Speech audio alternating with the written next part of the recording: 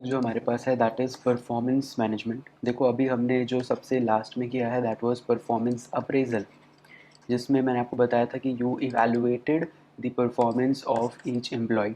ठीक है, अब ये इवैल्यूएशन करके आपके पास आता क्या है, डेटा आता है एम्प्लॉयज़ का, है ना, डेटा रिगार्डिंग देयर परफॉर्मेंस। अब इस डेटा का आप करोगे क्या, वो बेसिकली उस इवैल्यूएशन के बाद वाली चीज़ें जितनी भी आप करोगे regarding the performance of employees and the data that you just collected, वो आएगा इन परफॉर्मेंस मैनेजमेंट। आपको याद हो तो मैंने बताया था, जब मैंने स्टेप्स बताए थे ना सारे परफॉर्मेंस अप्रेजल के, सो आई टोल्ड यू कि सारे स्टेप्स लिख देना, बट नीचे एक चीज़ ऐड ज़रूर कर देना कि फीडबैक आप इसके बाद देते ज़रूर हो। Right, there will always be feedback, because आपने अगर इवैल्यूएट किया है तो बिना फीडबैक के उसका कोई मतलब नहीं है। तो वो मैंने एक्स्ट्रा जो लिखवाया था वो इसीलिए था बिकॉज वो स्टेप्स में नहीं था, but that is important. And ये फीडबैक ही एक तरह से परफॉर्मेंस मैनेजमेंट का एक सबसे पहला जो है प्राइमरी पार्ट बनता है। राइट, सो पढ़ते हैं what exactly is this process of performance management. सबसे पहली चीज़ जो आती है that is obtaining the feedback. देखो ये चीज़ समझो, whenever you are doing किसी भी एम्प्लॉय का कोई भी इवैल्यूएशन, उस इवैल्यूएशन से रिलेटेड आप थोड़ा बहुत उसको क्या कर सकते हो, सजेशंस दे सकते हो, because there is always some scope of improvement. Right, ये चीज़ आप जो उसे बता रहे हो कि वो कहाँ का इम्प्रूव कर सकता है और कैसे कर सकता है, that is nothing but feedback. Right, अब that feedback can be about कि आउटपुट का क्वांटिटी कैसे बढ़ाना है, क्वालिटी कैसे बढ़ाना है, टाइमलीनेस जल्दी देना है, कोऑपरेटिवनेस, कोई भी चीज़ों को लेके आप फीडबैक दे सकते हो उसको।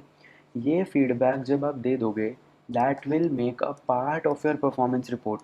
मतलब performance report is not just about कि आपने परफॉर्मेंस इवैल्यूएट करी, बट वो इवैल्यूएशन के बाद कहाँ कहाँ स्कोप ऑफ इम्प्रूवमेंट है वो भी उस रिपोर्ट में दिख ही जाता है। राइट, रिपोर्ट का मतलब ही है ना that you are reporting something. So ये आपका हो गया फीडबैक। नाउ फीडबैक के बाद एक चीज़ और होती है, ये फीडबैक आप नॉर्मली दे सकते हो बट उसके बाद एक फॉर्मल प्रोसीजर होता है जिसको आप एक प्रॉपर इंटरव्यू की तरह ले सकते हो। ये इंटरव्यू एक तरह से पोस्ट अप्रेजल इंटरव्यू बोलोगे, बिकॉज ये इवैल्यूएशन और या अप्रेजल कुछ भी उसके बाद हुआ है। Right, so it is called post appraisal interview. इस पोस्ट अप्रेजल इंटरव्यू में अब क्या होगा, यू विल बेसिकली टेल कि उसकी पोजीशन जो है वो अभी कहाँ बेसिकली है, करंट पोजीशन, है ना, कि 10 एम्प्लॉयज़ हैं, तो अभी सेकंड पोजीशन पे है या तो अभी लास्ट पोजीशन पे है, उसका करंट पोजीशन बताएंगे। देन उससे बताएंगे कि तू और इम्प्रूव कर सकता है, तेरे से एक्सपेक्टेशंस ये हैं, एंड वो कैसे कर सकता है इम्प्रूव, वो सजेशंस भी हम उसको प्रोवाइड करेंगे। तो ये तीनों टाइप की चीज़ें हमने देनी है उसको इन दैट इंटरव्यू। देखते हैं ये इंटरव्यू का थोड़ा एक्सप्लेनेशन।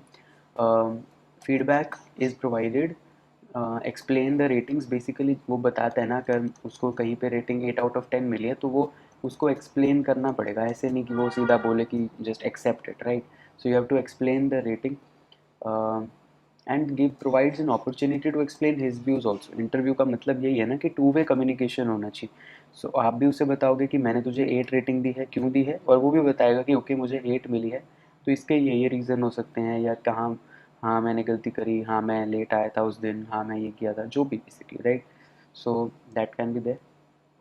इसके ऑब्जेक्टिव्स क्या होंगे, let the employee know where he stands, वही जो मैंने बताया करंट पोजीशन, है ना। Then clarifying what is expected, यही मैंने बताया expectations. Then provide an opportunity to comment, सामने वाले को कुछ मौका मिलना चाहिए अपनी बात रखने का भी, है ना, ये नहीं कि सिर्फ थोप दो आप उस पर अपनी रेटिंग जो आपने लगाई है। Strengthen the superior subordinate relationship, obviously अगर आप इतना एफर्ट ले रहे हो उस पर पहले उसकी रेटिंग देने का, देन उसे सजेशन इम्प्रूवमेंट का, तो आप इम्प्रूवमेंट इन रिलेशन इंश्योर कर रहे हो। तो बेसिकली ये सब चीज़ें आप उसके जब इंटरव्यू में करते हो। अब ये इंटरव्यू 3 टाइप्स का हो सकता है, जो पोस्ट अप्रेजल इंटरव्यू मैंने बताया आपको। This can be of 3 types. One is tell and sell, second is tell and listen, and third is cooperative। Right, basically पहले इन दोनों को समझो। टेल एंड सेल का मतलब, सेल किसको करते हो आप, जैसे कोई प्रोडक्ट सेल करना है आपने, कि ये एक प्रोडक्ट है जिसके आपके पास, आप प्रोडक्ट किसी को बेचने जा रहे हो, अगर you have to sell that product, आप क्या करोगे, यू विल इंश्योर कि सामने वाला खुद किसी तरीके से बोल दे कि हाँ मुझे ये चाहिए, हाँ आप जो कह रहे हो सही है कि मेरे को ये प्रोडक्ट लेके फ़ायदा होगा, मेरे लिए ये बहुत काम आएगा, जो भी कह रहे हो आप सही है इसीलिए मैं लूँगा, right? So when you sell an idea to someone you are making an you know making sure कि सामने वाला agrees with what you are saying, है ना? आप उसे पिच कर रहे हो एंड अगर वो आपसे एग्री कर जाए कि हाँ सही कह रहे हो यार भैया, then you have sold the product, right? So यहाँ पे सेल का मतलब वही है कि you are telling the employee पहले तो कि ठीक है तेरी ये रेटिंग्स हैं, ये वैल्यूएशन है, and then you are selling that particular report. ये रिपोर्ट है ना, एक तरह से आप उस रिपोर्ट को एक तरह से उसे सेल कर रहे हो कि सामने वाला उस चीज़ से एग्री कर जाए, ही अग्रीज कि ओके यार this is my report, this is my evaluation, आपने सही ही किया है बिकॉज ऐसे ऐसे है। सो टेल एंड सेल में you have to sell that report in a sense, metaphorically बोल रहे हो आप, बट इवेंचुअली आप यही कर रहे हो कि आप सामने वाले को बिलीव दिला रहे हो कि सामने वाला भी खुद में बिलीव ये रखे कि हाँ यार मेरे यही इवेल्युएशन है जो आपने किया है, right? So the purpose is to let the employee know how well he is doing, पहला वो tell, and to gain acceptance of the evaluation you have to sell that report. So you need to gain the acceptance of that evaluation कि आपने जो evaluation उसका किया है वो उसे एक्सेप्ट कर लेगा कि हाँ आपने सही इवैल्यूएशन किया है। And then plan of improvement भी होगा, है ना? ऑब्वियसली मिलके बैठे हैं, इंटरव्यू हो रहा है ये, तो आप कुछ तो सजेशंस और remedial solutions you will come up with something, right? So that's all about it, इसमें कुछ एक्स्ट्रा नहीं है। Then we have tell and listen. Tell and listen में क्या होगा, आप उसे उसका इवैल्यूएशन तो बताओगे ही, बट सामने वाले को अपॉर्चुनिटी दोगे कि वो भी अपनी चीज़ें बता सके कि मेरी स्ट्रेंथ्स ठीक है ये हैं, मेरी वीकनेसेस भी ये हैं। वो अपॉर्चुनिटी आप ना बता के उसे मौका दे रहे हो खुद बताने का कि कहाँ लैग किया, और वो अपना साइड बताए कि मेरा अगर ये इवैल्यूएशन है तो ये क्यों है, अगर मेरा कहीं पे कम इवैल्यूएशन आया है तो उसका ये रीज़न है, उसकी सुनवाई लेनी है basically. You have to listen to whatever he is saying. एक तरह से ये एक बॉन्डिंग क्रिएट ज़्यादा करते हैं, राइट? सो अपनी वो फीलिंग्स बताएगा, स्ट्रॉन्ग एंड वीक पॉइंट्स बताएगा, ठीक है? So it is a non directive counsellor की तरह काम करता है। ये काउंसलिंग वाला जब पढ़ेंगे तब हम समझेंगे भी कि ये क्या है। नेक्स्ट जो आएगा आपका इस इंटरव्यू का type, that is problem solving interview. जो मैंने आपको बताया था कोऑपरेटिव इंटरव्यू भी होता है एक तरह से। That type of interview is basically कि आप बैठे हो, नॉट कि आप उसे समझाओ कि तूने कैसा काम किया, नॉट कि आप उसे समझाओ कि तू कहाँ इम्प्रूव कर सकता है या क्या। आप एक तरह से जस्ट जो एम्प्लॉई है उसको एक ऐसी पोजीशन पे रख रहे हो कि खुद थोड़े बहुत आइडियाज़ लेके आए कि मैं कैसे कर सकता हूँ अपनी डेवलपमेंट। यहाँ पे जो एम है वो शिफ्ट हो जाता है फ्रॉम इवैल्यूएशन टू डेवलपमेंट। कि दोनों मिलके जो इंटरव्यू के लिए बैठे हैं उनका ये मकसद नहीं है कि हम एक इवैल्यूएशन करें और पता लगाएं कि तू कितना अच्छा है। वो ये बैठ के कर रहे हैं कि ठीक है अभी जो है वो तो है, बट अब इसको इम्प्रूव कैसे करना है, डेवलपमेंट तेरी कैसे होगी इवेंचुअली, उस पर बात करते हैं, right? So this he stimulates the employee into thinking about improving his own performance. Basically वो ये नहीं कर रहा है कि मैं तूने 8 में से 10 नंबर लाए हैं, ये बता नहीं रहा हूँ। मैं ये भी नहीं बोल रहा हूँ कि तू खुद बता कि तेरे 8 क्यों हैं, 2 नंबर कहाँ कटे हैं, ये भी नहीं हो रहा। इसमें हो रहा है कि ठीक है ये तेरा इवैल्यूएशन है, अब तू खुद देख। और वो जैसे-जैसे ऐसे चीज़ें बोलेगा जिससे सामने वाला खुद ही मजबूर हो जाएगा इनटू थिंकिंग कि ओके मेरा ये स्कोप ऑफ इम्प्रूवमेंट है, मैं कहाँ से इम्प्रूव कर सकता हूँ। सो वो अपना ही डेवलपमेंट खुद सोचने लग जाए। ये एंश्योर करवाना प्रॉब्लम सॉल्विंग इंटरव्यू है कि आप एक प्रॉब्लम लेके बैठे हो और उसको सॉल्व करने के लिए बैठे हो, राइट? सो ये हो गए types of interview. Then post appraisal interview के टाइप्स। देन जो मैंने आपको एक चीज़ बताई थी कि आपने जो इससे पहले किया है दैट वाज परफॉर्मेंस अप्रेजल। उस अप्रेजल से आपके पास निकल के आई हैं परफॉर्मेंस रिपोर्ट्स। वो performance report is nothing but the data that you have about the evaluation of various employees. अब उस डेटा का आप करोगे क्या? उस डेटा को आप संभाल के रखोगे बिकॉज वो बहुत जगह आगे भी काम आएगा। काम कैसे आएगा? जैसे उस इवैल्यूएशन को देख के मैं निकाल सकता हूँ कि टॉप एम्प्लॉय कौन सा है, उस टॉप एम्प्लॉय को शायद मैं प्रमोशन दे दूँ। उस इवैल्यूएशन के डेटा से मैं ये भी पता लगा सकता हूँ कि बॉटम पे कौन है, तो बॉटम वाले उससे मैं पता लगा सकता हूँ कि किस एम्प्लॉय को ट्रेनिंग में ज़रूरत है। और रिपोर्ट में ये भी है कि कौन कहाँ पे लैग कर रहा है। तो आगे आगे से मुझे अगर कोई ट्रेनिंग प्रोग्राम डेवलप करना है तो मैं ये भी पता लगा सकता हूँ कि किस चीज़ में ट्रेनिंग प्रोग्राम की सबसे ज़्यादा ज़रूरत पड़ेगी। तो बहुत सारी चीज़ें जो है मैं उस डेटा को देख के निकाल सकता हूँ, इसलिए उस डेटा को संभाल के रखना है। इसको आप बोलते हो archiving the performance data for the future use. Future में मेरे को उसको यूज़ करना होगा फॉर किन किन चीज़ें, जैसे हाइक, प्रमोशन, ट्रेनिंग, इन सब एस्पेक्ट्स को देखना है बाद में, तो मेरे को वापस से इसी डेटा पे आना पड़ेगा। इसलिए ज़रूरी है इस डेटा को संभाल के रखने का। ठीक है, अब आर्काइव कर दिया, सेव कर दिया, तो फिर आगे यूज़ भी तो होगा। तो यूज़ तो मैंने बता ही दिया कहाँ होगा, है ना। हो सकता है ट्रेनिंग एंड डेवलपमेंट प्रोग्राम्स में हो जाए, हो सकता है ट्रांसफ़र में, प्रमोशन में, कहीं भी हो सकता है। और भी एग्जांपल्स हैं, जैसे आप इंक्रीमेंट वगैरह या उसका कॉम्पनसेशन उस हिसाब से दे सकते हो कि किसी ने बहुत अच्छी परफॉर्मेंस की है तो आप उसे शायद उससे बोनस दे दोगे। तो बहुत सारी चीज़ें हैं जो डिपेंड करेंगी उस पर्टिकुलर डेटा पे। ये होगा परफॉर्मेंस मैनेजमेंट। नेक्स्ट जो आता है topic, that is potential appraisal. देखो, पोटेंशियल अप्रेजल का मतलब क्या है। मैंने आपको बताया था एक चीज़, परफॉर्मेंस अप्रेजल। अप्रेजल का मतलब मैंने बताया था इवैल्यूएशन, ये तो आपको पता ही होगा अभी तक।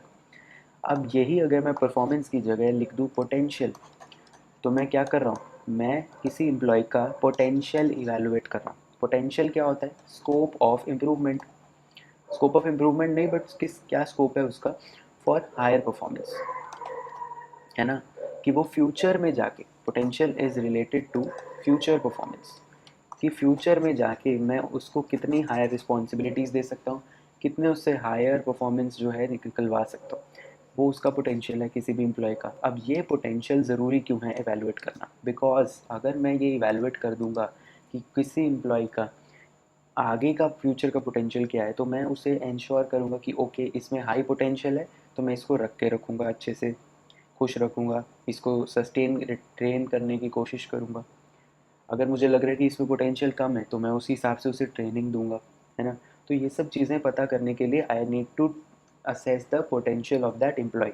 This potential is also, you can say, एक तरह से उसका हिडन टैलेंट, जो उसकी हिडन क्वालिटीज़ है उसको है। बिकॉज वो अभी पोटेंशियल है ना फ्यूचर के लिए, अभी वो यूज़ नहीं कर रहा वो शायद स्किल, बट उसमें उस चीज़ को सीखने का पोटेंशियल है, उसमें उस चीज़ को करने का पोटेंशियल है। मतलब अभी वो हिडन है, हिडन बोल लो, डॉर्मेंट स्टेज पे बोल लो, बेसिकली अभी सोया हुआ है, बाद में लेकिन वो जाग सकती है उसके अंदर वो स्किल, ये उसमें पोटेंशियल है, राइट।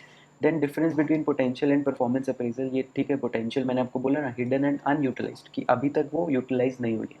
परफॉर्मेंस प्रेजेंट जॉब जो कर चुके हैं उसको एनालाइज करना है। देन दिस इज़ फ्यूचर की जॉब असाइनमेंट्स और promotion, and this is for training, incentive, promotion in general की जो पास्ट परफॉर्मेंस है उस बेसिस पे जो देनी होगी। देन यहाँ पे बेसिस ऑफ असेसमेंट क्या रहता है, उसकी personality trait, talent, aptitude, ambition, इन सब को देख के मैं पोटेंशियल को जज करता हूँ, है ना, कि कोई कितना टैलेंटेड है, कितना एप्टीट्यूड है, या वो कितना एम्बिशियस है फ्यूचर को लेके, दैट विल डिसाइड उसका पोटेंशियल। परफॉर्मेंस जो हो गई है, परफॉर्मेंस, वर्क परफॉर्मेंस, उसका क्वांटिटी एंड क्वालिटी, उस बेसिस पे मैं उसकी परफॉर्मेंस अप्रेजल करता हूँ।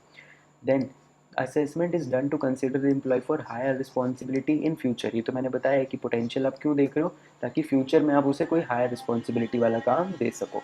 Performance appraisal is done after the completion of job targets, की अभी जो जॉब हमें परफॉर्म करनी थी वो जैसे ही हुई complete, then I will do an assessment, evaluation, appraisal, जो भी बोलो उसको परफॉर्मेंस अप्रेजल बोलोगे।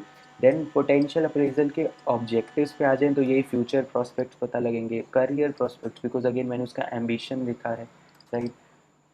Suitable succession plan, succession plan समझते हो ना, कि जैसे कोई राजा महाराजा होता था तो उसका सक्सेशन प्लान का मतलब होता था कि उस राजा के जाने के बाद उसकी राजगद्दी पे कौन बैठेगा।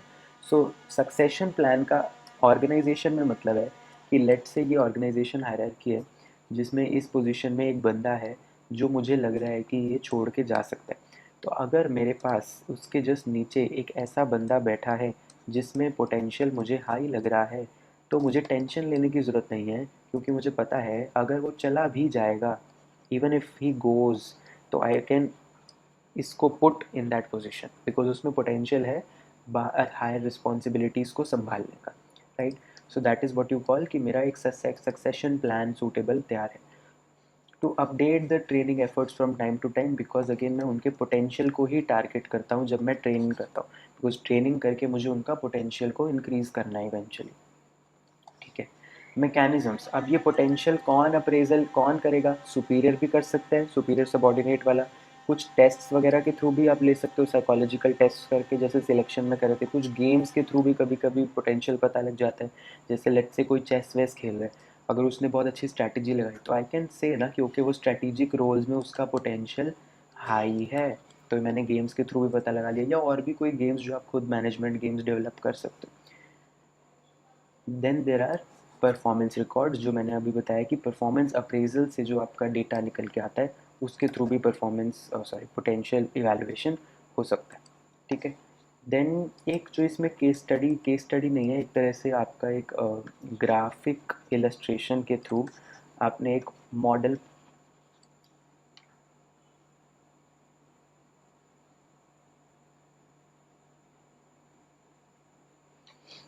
को पढ़ना है, that is given by Philips NV. इस मॉडल में क्या होता है, that is basically potential evaluation का model.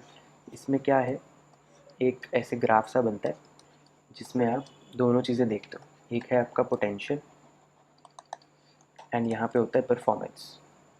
Normal x axis y axis पढ़ना तो आता ही है ना। अगर मान लो यहाँ पे हुआ तो यहाँ पे परफॉर्मेंस भी कम है, और सॉरी पोटेंशियल भी कम है और परफॉर्मेंस भी कम है। यहाँ पे पोटेंशियल हाई है, परफॉर्मेंस कम है, यहाँ पे दोनों हाई है, और यहाँ पे परफॉर्मेंस लो है, सॉरी पोटेंशियल लो है, परफॉर्मेंस हाई है। राइट। सो उस बेसिस पे आप चीज़ें डिसाइड कर सकते हो, जैसे इनके साथ सबके अलग अलग नाम दे रखे होते हैं। पढ़ते हैं प्रॉपर मॉडल, फिर समझ में आएगा क्या मैं बोलना चाह रहा हूँ। पहले तो देखो 4 कॉन्सेप्ट्स आते हैं यहाँ पे, जिन बेसिस पे आप उनको जज करोगे, है ना। बेसिकली उनका पोटेंशियल जज जो है, 4 पैरामीटर्स हैं, इन बेसिस पे आप उनका पोटेंशियल जज करते हो। ये मॉडल दिया किसने था, पहले तो वो याद रख लो, फिलिप्स एनवी का मॉडल हम पढ़ रहे हैं। राइट। 4 पैरामीटर्स कौन से हैं देखो। पहला है कंसेप्चुअल इफेक्टिवनेस, बेसिकली कोई भी चीज़ को दूर की सोचने वाला जो बंदे होते हैं, जो usually basically entrepreneurship, business orientation, उनका विजन, सेंस ऑफ रियलिटी, ये सब चेक करते हैं। That is also one thing जिसमें आप पोटेंशियल जज करोगे। वन इज़ ऑपरेशनल, कि आप उस विजन को आप एग्जीक्यूट कैसे करोगे, फिर उसका रिजल्ट कैसे लाओगे, इफेक्टिव कैसे होगे, कितना रिस्क ले सकते हो, कंट्रोल कैसे करोगे, बेसिकली उसको एक्चुअल एग्जीक्यूट करने वाला काम, that is operational effectiveness. Interpersonal effectiveness, कि ओके ये पूरा एग्जीक्यूशन के टाइम आप लोगों से इंटरेक्ट करोगे, नेटवर्किंग करोगे, नेगोशिएट करोगे, बातचीत करोगे, बारगेनिंग करोगे, है ना, वो सब चीज़ें। एंड अचीवमेंट, जो ओवरऑल मैंने आपको बताया था कि एक ड्राइव होती है, एम्बिशन होता है, राइट। तो ये सब भी पोटेंशियल जज करने के लिए हेल्प होता है।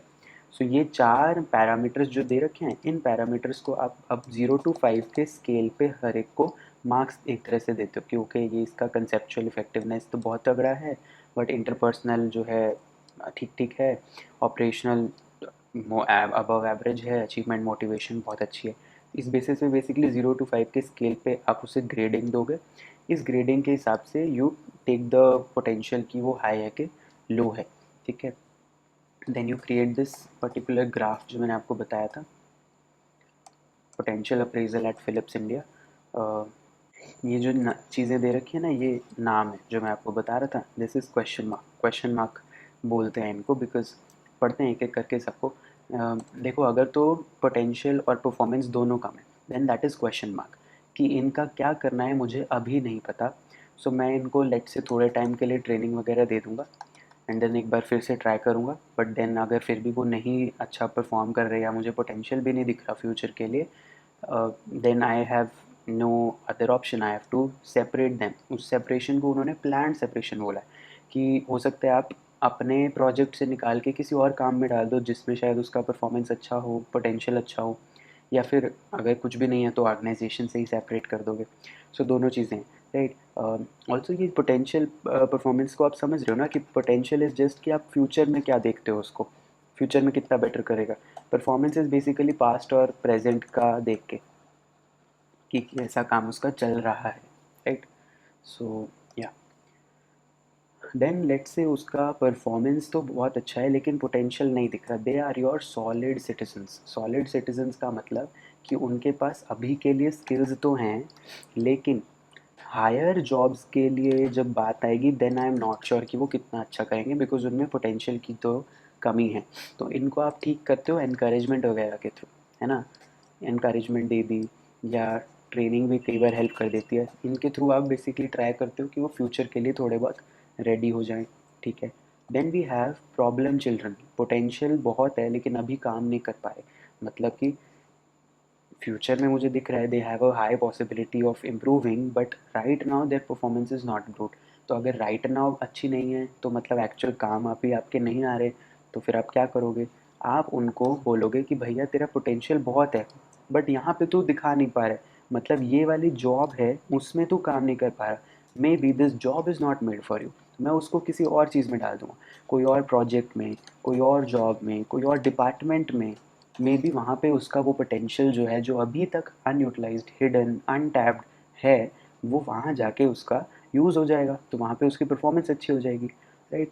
सो that is also there. Then we have जो दोनों में हाई हैं, स्टार्स, इनसे बेसिकली ये वो लोग हैं जो आपके ऑर्गेनाइजेशन के टॉप पे रह रहे हैं, एंड इनको हायर आप सक्सेशन प्लान में भी टॉप में अपनी प्रायोरिटी में रख रहे हो, कि बिकॉज आप प्रॉपर इनसे सेटिस्फाइड हो, because they are an asset to your organisation, क्योंकि इनका अभी भी परफॉर्मेंस अच्छा है एंड फ्यूचर में भी अच्छा ही दिख रहा है आपको, right. So this was all about Philips NV का मॉडल। पोटेंशियल अप्रेजल का अगर काफ़ी अच्छे खासे नंबर का आ जाता है तो आप इसमें ये वाला मॉडल लिख सकते हो, राइट।